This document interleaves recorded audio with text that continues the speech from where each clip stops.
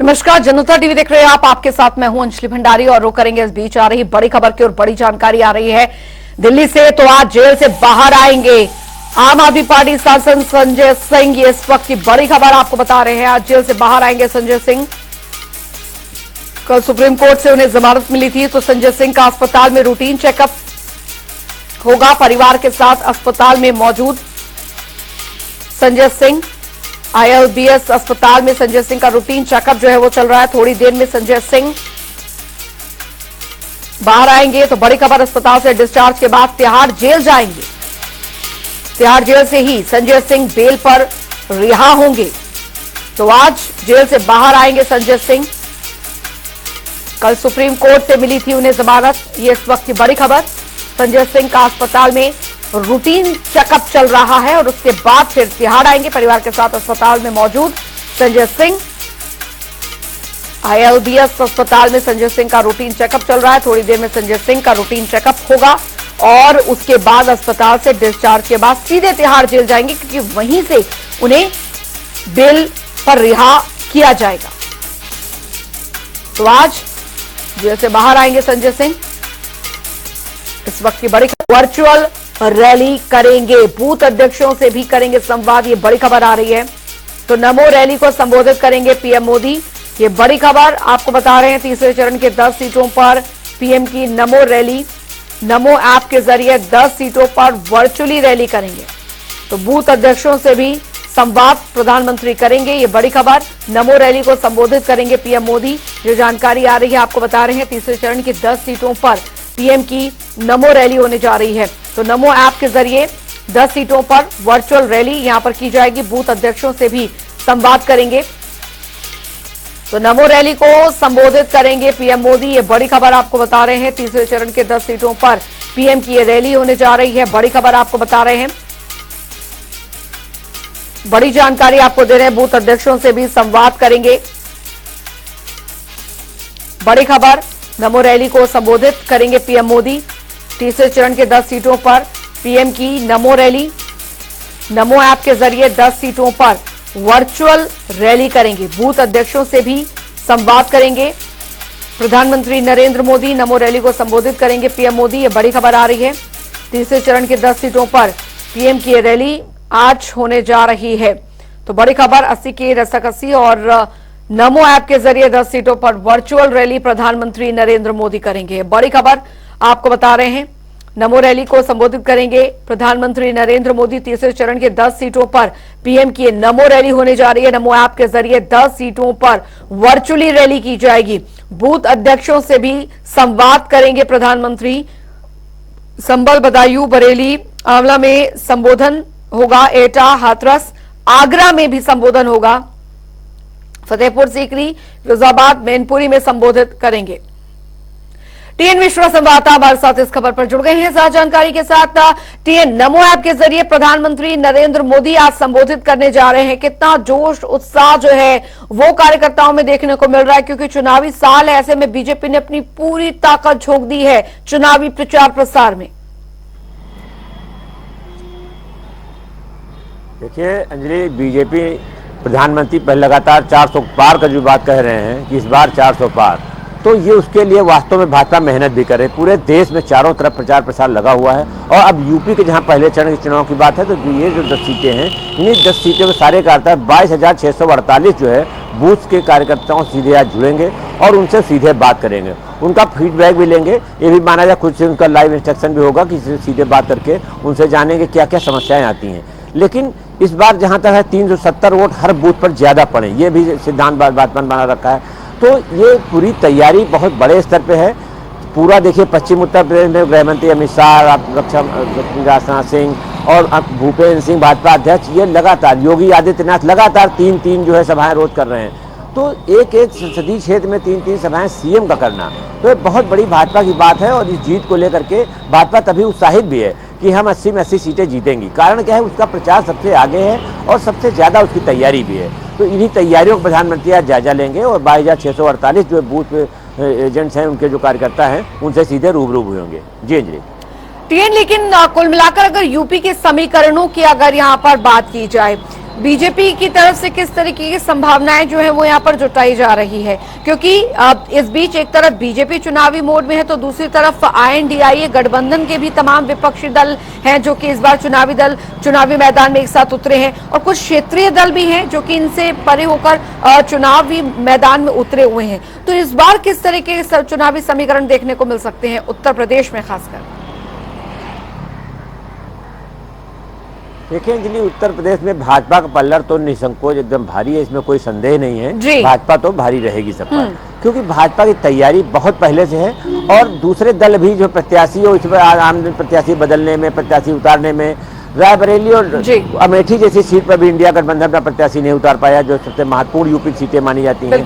तो इसको लेकर के जो टकराव है, उस टकराव से लेकर के इंडिया गठबंधन अभी पूरी रूप से तैयार नहीं हो पाया, और भाजपा पूरे रूप से तैयार होकर मैदान में उतर चुकी है। तो इसलिए जो है भाजपा सबसे आगे है, और भाजपा थोड़ा भारी भी पड़ रही है। जी अंजलि, चलिए बहुत बहुत शुक्रिया TN मिश्रा इस तमाम जानकारी के लिए। तो नमो ऐप के जरिए प्रधानमंत्री का ये संबोधन आज बेहद महत्वपूर्ण रहने जा रहा है। तीसरे चरण के 10 सीटों पर आज रैली को संबोधित प्रधानमंत्री नरेंद्र मोदी करने जा रहे हैं।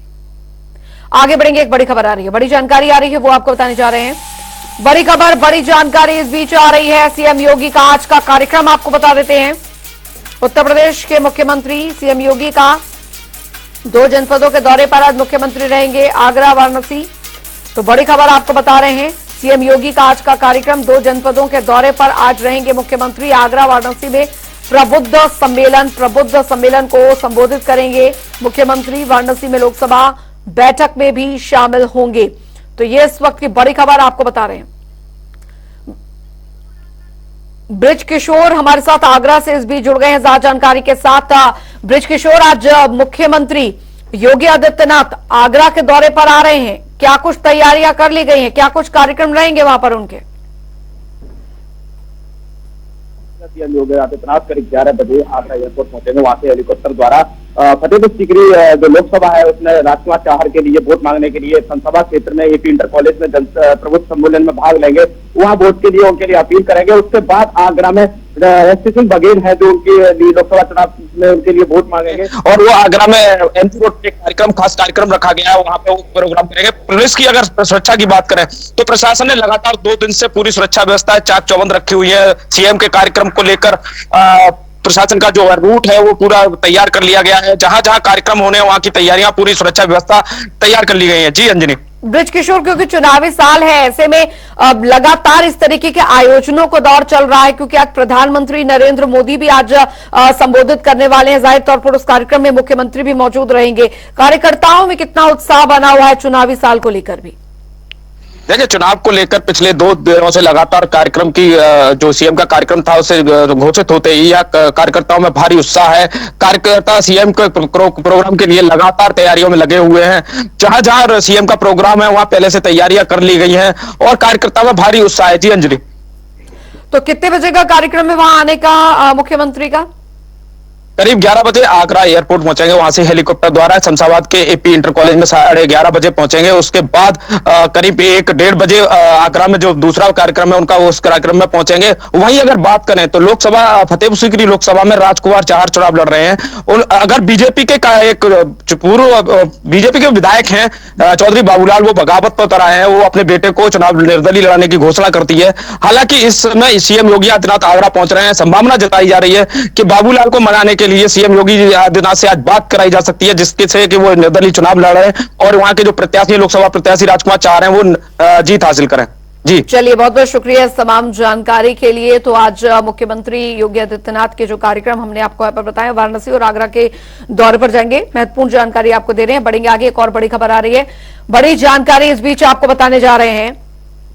बड़ी खबर, बड़ी जानकारी, केंद्रीय गृह मंत्री अमित शाह का यूपी दौरा। जी हां, पार्टी के दिग्गजों का जमावड़ा लगा हुआ है। यूपी में मुजफ्फरनगर, मुरादाबाद का करेंगे दौरा, और मुजफ्फरनगर में महारैली को संबोधित करेंगे अमित शाह। ये बड़ी खबर, जयंत चौधरी भी मौजूद रहेंगे साथ में।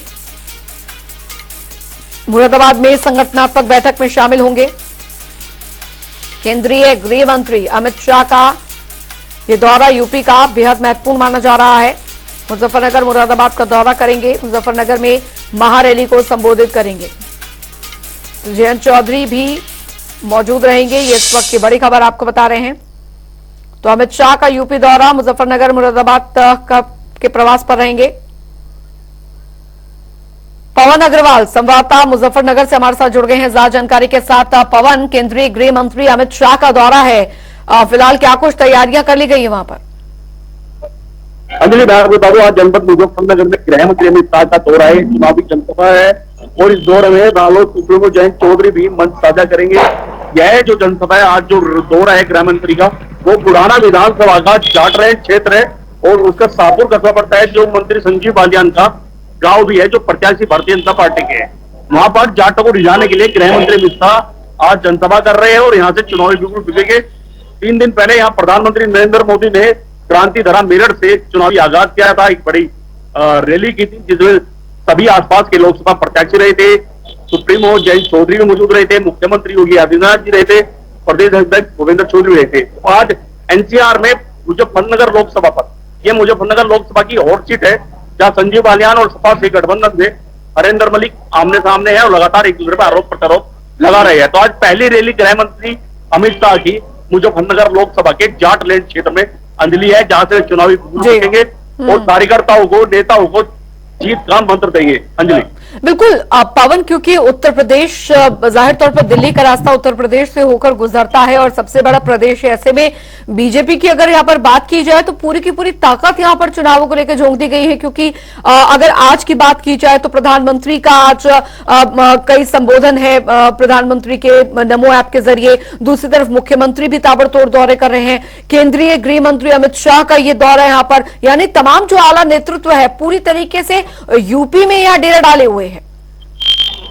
जी अंजलि, मैं आपको बता दूं, लगातार पहली रैली प्रधानमंत्री जी की उससे पहले 2 दिन पहले मुख्यमंत्री योगी आदित्यनाथ ने यहाँ पे प्रबुद्ध जन लोगों के साथ एक बैठक की थी, जिसमें हजारों की संख्या में प्रबुद्ध जनमंच के लोग रहे थे। उसके बाद प्रधानमंत्री की रैली मेरठ में होती है, उसके बाद आज गृह मंत्री अमित शाह की रैली यहाँ पर हो रही है। राजनाथ सिंह का भी शायद प्लान प्रशासन के पास आ रहा है और मुख्यमंत्री योगी आदित्यनाथ भी यहाँ पर अन्य कई जगह पर रैलियां करेंगे। मुख्यमंत्री हरियाणा साहब सिंह सैनी, जो बीजेपी के नए नए मुख्यमंत्री बने हैं, वो भी सैनी समाज को एकजुट करने के लिए पुराना विधानसभा में रैली करेंगे 2-3 दिन बाद। और लगातार पूरा बीजेपी का जो हमला है, चाहे वो मुख्यमंत्री हो, चाहे प्रधानमंत्री हो, चाहे गृह मंत्री हो, चाहे प्रदेश अध्यक्ष हो, चाहे डिप्टी सीएम है, डिप्टी सीएम के भी यहाँ कई कार्यक्रम लगे हुए हैं। और तो इसी को लेकर लगातार, क्योंकि ये हॉट सीट है मुजफ्फरनगर। संजीव बालियान 2013 में जब यहाँ राइट्स हुए थे तो उसके बाद दिल्ली का रास्ता बीजेपी का यहाँ से खुला था और सबसे ज्यादा भारी संख्या में सांसद यूपी से जीतकर दिल्ली गए थे और पहली बार प्रधानमंत्री नरेंद्र मोदी दिल्ली की कुर्सी पर काबिज हुए थे और लगातार 10 साल से प्रधानमंत्री है नरेंद्र मोदी। तो दिल्ली का जो रास्ता जाता है वो मुजफ्फरनगर से निकलकर जाता है, लेकिन कहीं ना कहीं कुछ विरोध भी बीजेपी के प्रत्याशी का देखने को मिल रहा है। इसी को सही करने के लिए, माहौल को सही करने के लिए, जातिगत जो मामला कुछ चल रहा है उसको सही करने के लिए आज गृह मंत्री अमित शाह भी यहाँ पर दौरे पर रहे और बड़ी जनसभा करेंगे। करीब 1:30 बजे का टाइम उनका शाहपुर में हेलीपैड पर उनका डोला उतरेगा और उसके बाद वो जनसभा करेंगे। रालोद सुप्रीमो जयंत चौधरी उनके साथ मंच साझा करेंगे जाटलैंड में। बहुत बहुत शुक्रिया पवन इस तमाम जानकारी के लिए। बढ़ेंगे आगे, एक और बड़ी खबर आ रही है, बड़ी जानकारी आपको यहाँ पर बताने जा रहे हैं।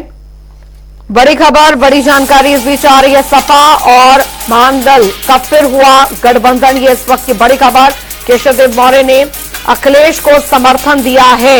2022 विधानसभा चुनाव के बाद अलग हुए थे दोनों ही दल, लेकिन एक बार फिर एक साथ यहां पर दिखेंगे। महादल ने सपा से मांगी थी 2 सीटें, तो जल्द होगा सीटों को लेकर फैसला भी।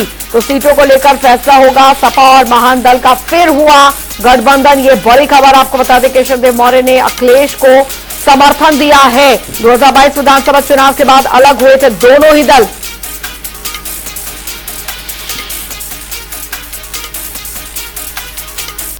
तो जल्द होगा सीटों को लेकर फैसला, ये बड़ी खबर आपको बता रहे हैं। सपा और महादल का गठबंधन हुआ है, केशव देव मौर्य ने अखिलेश को समर्थन दिया है। 2022 विधानसभा चुनाव के बाद अलग हुए थे दोनों दल। महादल ने सपा से मांगी थी 2 सीटें। तो बता दें, जल्द अब सीटों को लेकर फैसला जो है सपा और महादल में होगा। सपा और महादल का फिर गठबंधन हुआ है, ये बड़ी खबर आपको बता रहे हैं। केशव देव मौर्य ने अखिलेश को समर्थन दिया है। 2022 विधानसभा चुनाव के बाद अलग हुए थे दोनों ही दल। महादल ने सपा से 2 सीटें मांगी, तो जल्द सीटों को लेकर फैसला जो है वो लिया जाएगा। सपा और महादल का फिर गठबंधन हुआ है। तौकीर किदवई संवाददाता फोन लाइन पे जुड़ गए हैं ज्यादा जानकारी के साथ। तौकीर, सपा और महादल का एक बार फिर गठबंधन जो है वो हो गया है। जी देखिए, 2022 के चुनाव में भी संजय चौहान साथ में थे, महादल के जो अध्यक्ष हैं, और उसके बाद फिर एक बार 2024 के लोकसभा चुनाव में साथ है। लेकिन सबसे बड़ी बात यह है कि 2022 के बाद कई तरह के आरोप उन्होंने अखिलेश यादव पर लगाए थे कि सीटों को लेकर, सीट शेयरिंग को लेकर जो फॉर्मूला था उस पर नाराज थे। इस बार फिर अभी ऐलान तो हो गया है, लेकिन सीट शेयरिंग फिलहाल अभी कोई साफ नहीं हो पाई तस्वीर। किस तरह संजय चौहान साथ में होंगे, कौन सीटों पर उनको उनके प्रत्याशी होंगे, फिलहाल अभी संजय चौहान ने कह दिया है कि वो किसी भी तरह का समर्थन देंगे, लेकिन सीट उनको मिलेगी या फिर जो भी नहीं भी मिलेगी तो भी वो समर्थन करेंगे। फिलहाल उन्होंने 4 सीटों की मांग की है समाजवादी पार्टी से। तो कब तक ये सीटों को लेकर फैसला संभव माना जा रहा है?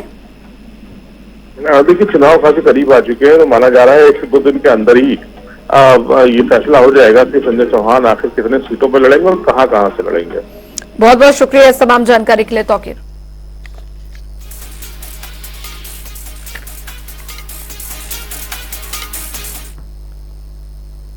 आगे बढ़ेंगे, एक और बड़ी खबर आ रही है, बड़ी जानकारी इस बीच आपको बताने जा रहे हैं। सूत्रों के हवाले से आ रही है बड़ी खबर, बड़ी जानकारी सूत्रों के हवाले से आ रही है। प्रियंका गांधी लड़ेंगी रायबरेली से चुनाव।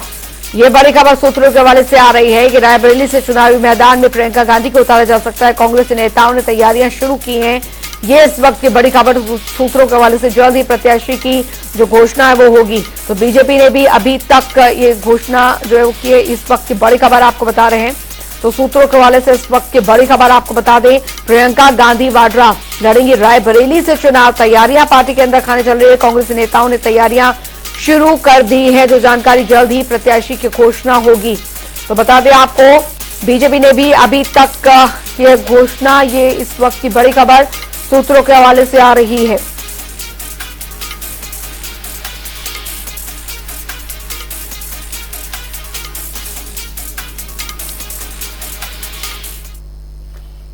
आगे बढ़ेंगे, एक और बड़ी खबर आ रही है। डॉक्टर महेश शर्मा आज भरेंगे नामांकन। ये बड़ी खबर आपको बता दें, बड़ी जानकारी। डॉक्टर महेश शर्मा आज नामांकन भरने जा रहे हैं। गौतम बुद्ध नगर से हैं बीजेपी प्रत्याशी जो कि नामांकन भरने जा रहे हैं। उप मुख्यमंत्री ब्रिजेश पाठक भी मौजूद रहेंगे इस दौरान। तो डॉक्टर महेश शर्मा आज अपना नामांकन भरेंगे। ये इस वक्त की बड़ी खबर आपको बता रहे हैं, बड़ी जानकारी। गौतम बुद्ध नगर से नामांकन, उप मुख्यमंत्री ब्रिजेश पाठक भी मौजूद रहेंगे। डॉक्टर महेश शर्मा आज नामांकन भरेंगे। तो गौतम बुद्ध नगर से बीजेपी प्रत्याशी हैं डॉक्टर महेश शर्मा और उप मुख्यमंत्री ब्रिजेश पाठक मौजूद रहेंगे। डॉक्टर महेश शर्मा आज नामांकन भरने जा रहे हैं।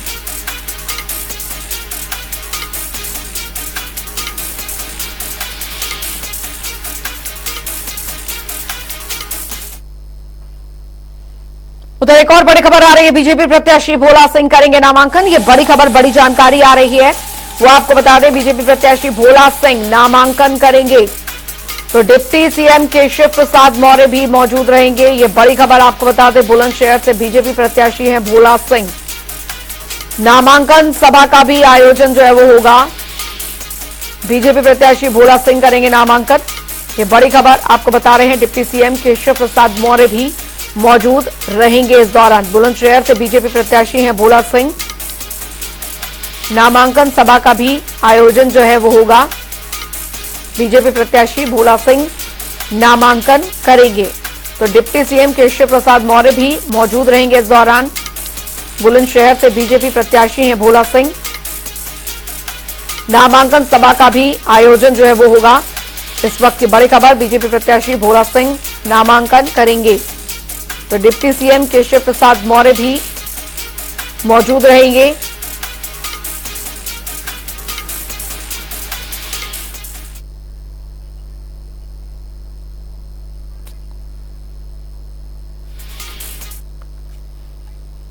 बढ़ेंगे आगे, एक और बड़ी खबर आ रही है, बाराबंकी से आ रही है बड़ी खबर। आपको बता दें, यहां पूर्व राज्य मंत्री छोटेलाल यादव का निधन हुआ है। पूर्व राज्य मंत्री छोटेलाल यादव का निधन, लखनऊ के सहारा अस्पताल में उन्होंने अंतिम सांस ली है। बाराबंकी से बड़ी खबर, इलाज के दौरान उनकी मौत हुई है। ये दुखद खबर, सपा सरकार में बने थे राज्य मंत्री, तो हाल ही में सपा छोड़कर बीजेपी में शामिल हुए थे। ये बड़ी खबर, पैतृक आवास बेल्हा में अंतिम संस्कार जो है वो किया जाएगा। इस वक्त की बड़ी खबर आपको बता रहे हैं, पूर्व राज्य मंत्री छोटेलाल यादव का निधन, लखनऊ के सहारा अस्पताल में अंतिम सांस ली, इलाज के दौरान उनकी मौत हो गई। तो इलाज चल रहा था उनका काफी समय से, सपा सरकार में बने थे राज्य मंत्री, हाल ही में सपा छोड़कर बीजेपी में शामिल हुए थे। पैतृक आवास बेल्हा में अंतिम संस्कार होगा। पूर्व राज्य मंत्री छोटेलाल यादव का निधन, लखनऊ के सहारा अस्पताल में उन्होंने अंतिम सांस ली है। बाराबंकी से आ रही बड़ी खबर आपको बता रहे हैं। तो सपा सरकार में बने थे राज्य मंत्री, ये बड़ी खबर, हाल ही में सपा छोड़कर बीजेपी में शामिल हुए थे।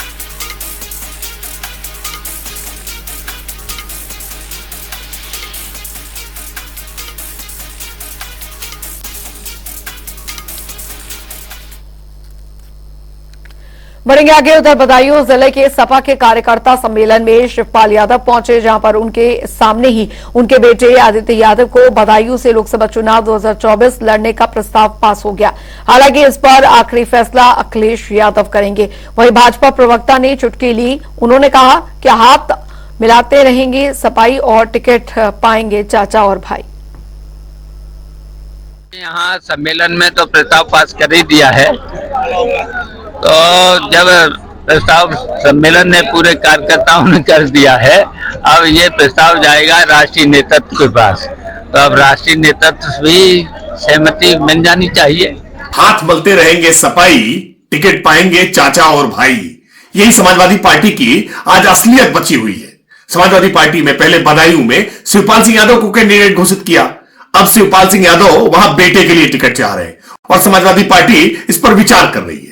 सच यह है कि समाजवादी पार्टी परिवार के आगे सोच ही नहीं पाती है। सैफई कुनबे के हर 18 वर्ष से ज्यादा आयु के लड़के को किसी न किसी राजनीतिक पद से नवाज दिया जाता है और समाजवादी पार्टी का सामान्य कार्यकर्ता तो केवल नारे लगाने के लिए है, दरी बिछाने के लिए है, उसकी किस्मत में केवल यही लिखा है।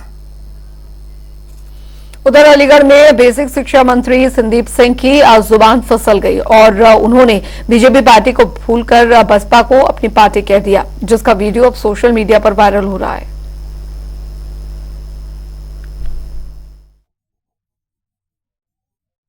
मुझे नहीं लगता कि इस तरह की किसी भी खबर से और इस तरह की किसी भी ज्वाइनिंग से हमारी बहुजन समाजवादी पार्टी में हम सब लोगों को हमारे चुनाव पर, हमारे संगठन पे किस तरह की कोई इसका प्रभाव पड़ने वाला है। और जहां तक आप बात कर रहे हैं जिन शख्स की, वो शख्स भारतीय जनता पार्टी में किसी दायित्व पर भी नहीं थे, कोई पद उनके पास भारतीय जनता पार्टी में नहीं था। और मुझे लगता है कि हम सब लोग मिलकर के, हमारा पूरा परिवार, भारतीय जनता पार्टी का परिवार इस चुनाव को लड़ेगा और इस तरह की छोटी मोटी किसी भी रुकावट से हम सब लोग। और चलिए अब रुक करेंगे 2 मिनट में 10 बड़ी खबरों की ओर फटाफट अंदाज में। मेरठ के रबर गोदाम में लगी भीषण आग, दमकल विभाग की कई गाड़ियों ने पाया आग पर काबू, इलाके में अफरा तफरी का माहौल। ट्रक लूट के मामले में वांछित अभियुक्त की गिरफ्तारी, पुलिस के दौरान मुठभेड़ में किया गिरफ्तार, इलाज के लिए भेजा। कानपुर में 12 वर्षीय बच्चे के साथ कुकर्म का प्रयास, पुलिस ने शिकायत के बावजूद नहीं हुई कोई भी कार्रवाई, आरोपी युवक जान से मारने की दे रहा था। उधर सिद्धार्थनगर के किसान इंटर कॉलेज में छात्रवृत्ति के नाम पर बच्चों से पैसा वसूली का मामला, पैसा वसूली के बाद स्वीकारते चपरासी का वीडियो वायरल। मिर्जापुर में आप कार्यकर्ताओं ने मनाया जश्न, संजय सिंह को लिकर पॉलिसी मामले में सुप्रीम कोर्ट से मिली जमानत, पार्टी कार्यालय में ढोल बजाने के साथ साथ लगे जिंदाबाद के नारे। आगरा में युवक पर जानलेवा हमला, पुलिस ने की कार्रवाई करने की मांग। फिरोजाबाद में नहर पुल के पास मिला ज्ञात बालिका का शव, पानी में डूबने के कारण हुई मौत। संत कबीर नगर में अस्पताल के दलालों के विरुद्ध स्वास्थ्य विभाग का बड़ा एक्शन, 8 नामजद सहित 9 अज्ञात दलों के विरुद्ध मुकदमा दर्ज। अमरोहा में सांसद दानिश अली के कार्यक्रम में हंगामा, बैठक के दौरान सपा कार्यकर्ताओं में हुई मारपीट। बाराबंकी में पलटी तेज रफ्तार स्कूली बस, 4 से 6 बच्चों की दर्दनाक मौत। उत्तर प्रदेश की खबरों में अभी के लिए फिलहाल इतना ही। वक्त एक छोटे से ब्रेक का।